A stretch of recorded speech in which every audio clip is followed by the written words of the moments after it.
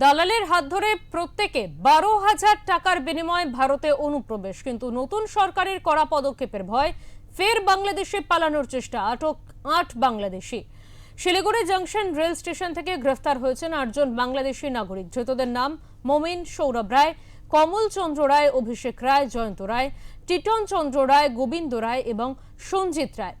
Siliguri junction স্টেশনে RPF এবং জিআরপির যৌথ টহল চলাকালীন সন্দেহজনক ওই 8 জনকে ঘোরাফেরা করতে দেখে জিজ্ঞাসাবাদ করে পরে আটক করা হয়। প্রাথমিক তদন্তে উঠে এসেছে যে ধৃতরা 8 মাসের মধ্যে বিভিন্ন সময় রায়গঞ্জ সীমান্ত দিয়ে রাতের অন্ধকারে ভারতে প্রবেশ করে। প্রত্যেকের কাছ থেকে দালালেরা প্রায় 12,000 টাকা করে নিয়ে সীমান্ত পার করিয়েছিল বলে অভিযোগ। এদের মধ্যে একজন ভারতের আধার কার্ডও তৈরি করে নিয়েছিল। ঠিকাদারদের নাম আব্দুল বলে জেরায় জানতে পেরেছে পুলিশ। তদন্তকারীদের অনুমান, শিলিগুড়ি থেকে ট্রেন বা বাসে হলদিবাড়ি পৌঁছে পুনরায় দালালের সাহায্যে বাংলাদেশে ফেরার পরিকল্পনা ছিল তাদের। তার আগেই তাদের গ্রেফতার করা হয়।